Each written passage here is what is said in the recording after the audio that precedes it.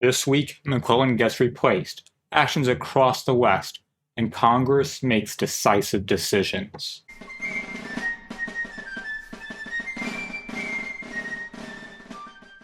First thing this week is for Major General Henry Halleck. On the 11th, Lincoln is back in D.C. and sends this to Halleck. Ordered that Major General Henry W. Halleck be assigned to command the whole land forces of the United States as General-in-Chief, and that he repair to the capital as soon as he can with safety to the positions and operations within the department in his charge. Major General George B. McClellan hasn't been General-in-Chief since March.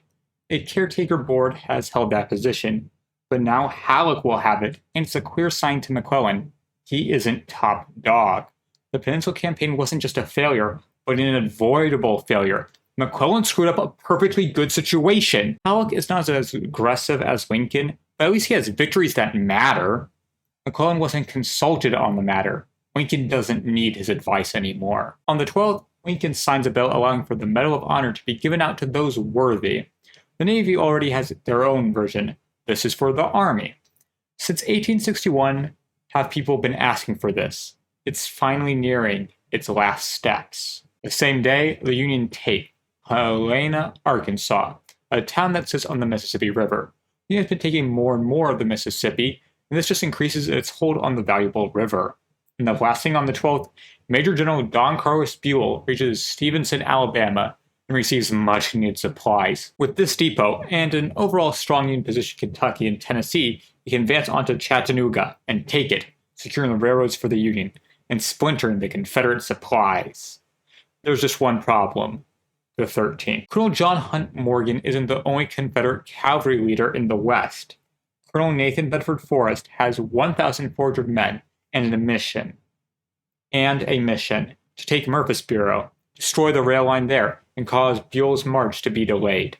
In the early morning, his riders ride into Murfreesboro and capture 890 men of the Union's 900 there, including Brigadier General Thomas T. Crittenden of the famous Crittenden family, made up of Senator John Crittenden and the other Crittenden generals, George Crittenden and Thomas L. Crittenden. Forrest's raid is a major success. He destroys tracks, burns supplies, and gets the Union's attention, all at the cost of 150 of his own men. July 14th, Buell has diverted men to Murfreesboro, and his men must conserve their food. Forrest succeeded. But back to the 13th. Lincoln has done it, and presents it to Secretary of State William Seward and Secretary of the Navy Gideon Welles. Both are surprised by his draft, left momentarily speechless. Then Seward gets it together.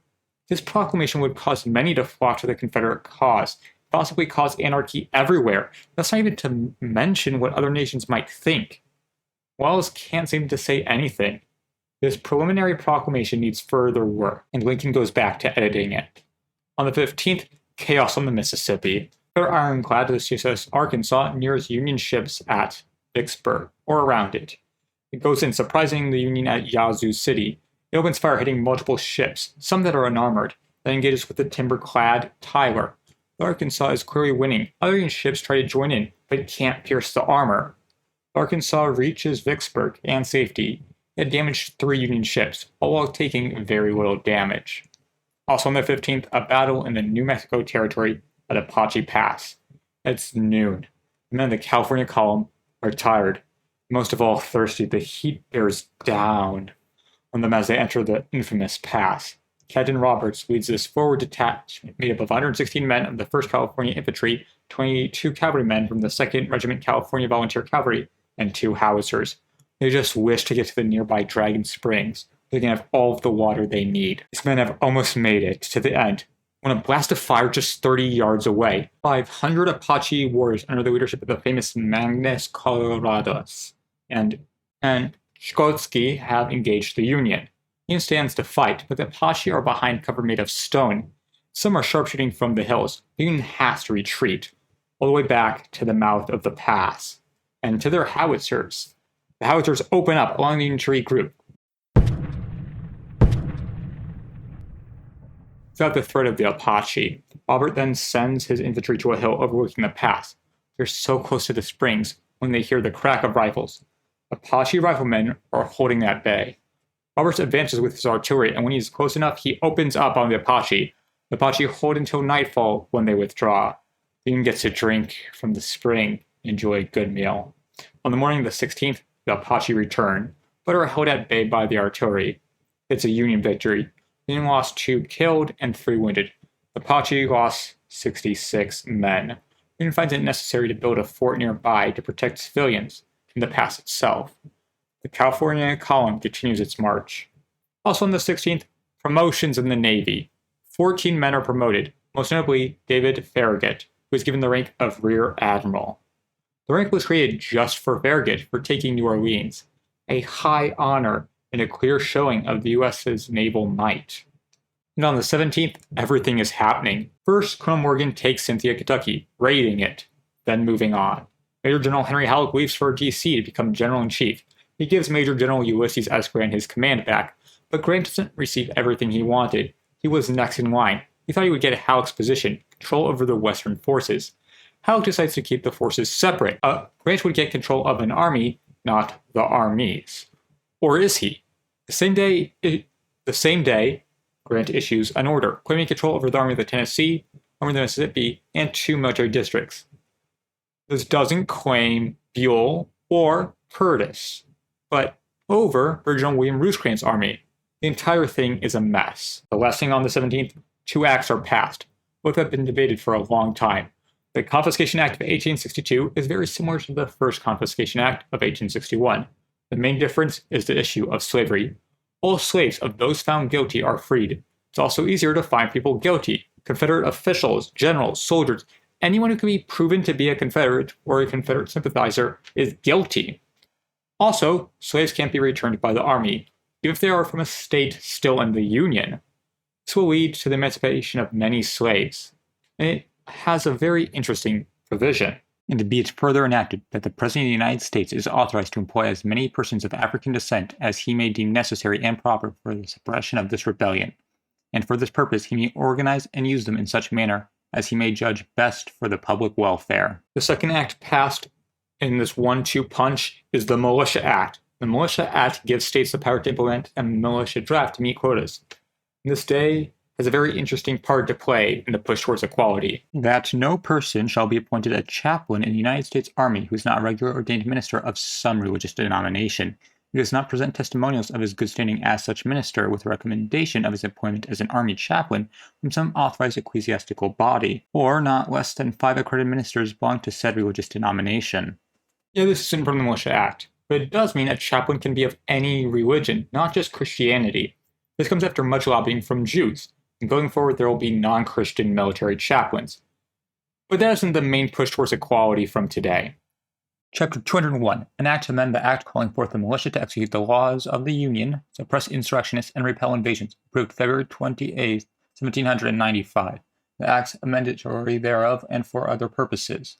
And be it further enacted that the President be and he is hereby authorized to receive into the service of the United States for the purpose of constructing entrenchments or performing camp service or any other labor, or any military or naval service for which they may be found competent, persons of African descent, and such persons shall be enrolled and organized under such regulations, not inconsistent with the Constitution and laws, as the President may prescribe. Section 13. And be it further enacted, that when any man or boy of African descent who by laws of any state shall owe service or labor to any person who during the present rebellion has levied war, has borne arms against the United States, or adhered to their enemies by giving them aid and comfort, shall render any such service as is provided for in this act, he, his mother, and his wife, and children shall forever thereafter be free, any law, uses, or custom whatsoever to be contrary notwithstanding, provided that the mother, wife, and children of such man or boy of African descent shall not be made free by the operation of this act, except where such mother, wife, or children owe service or labor to some person who, during the present rebellion, has borne arms against the United States, or adhered to their enemies by giving them aid and comfort. Section 14. And be it further enacted that the expenses incurred to carry this act into effect shall be paid out of the general appropriation for the Army and Volunteers. Section 15. And be it further enacted that all persons who have been or shall be hereafter enrolled in the service of the United States under this act shall receive the pay and rations now owed by law to soldiers, according to their respective grades, provided that person of African descent who under this law shall be employed shall receive $10 per month in 1 ration, $3 of which monthly pay may be in clothing. Approved July 17, 1862. African American soldiers, frontline combat men, though they may not be paid equally, they are allowed to serve in that most distinguished combat role. This angers many in the border states. So far, the only calls on the recently freed population is for laborers, but the door has been opened. Then there is Sickles. He continues to drink with Meager, Kearney, and Hooker. He seems to be the only one left with hope, imagination, or energy. The losses and homesickness and regular sickness has taken its toll, but the Excelsior Brigade remains strong and energetic thanks to Sickles' leadership. Private Brannigan wrote to his sister, "That's where the week ends, and it ends with the march towards freedom. Slavery still exists in America, from the border states to the rebellious states, but it's losing ground. The bells of liberty are ringing loudly, and politicians are hearing them. Soon African American soldiers will fight to liberate their brethren from bondage. Lincoln is working to settle the issues that have plagued America for a century, as the leadership of the Union Army is shaken up. It's only to ensure that this nation will endure." See you next week. Hello, it's the entire Civil War Week by Week team here, and I'm pleased to announce I have created a Patreon. I'd like to thank Kevin Mack, who has already joined it. It means the world to me. I'm not saying that you should join. This entire production will go on without.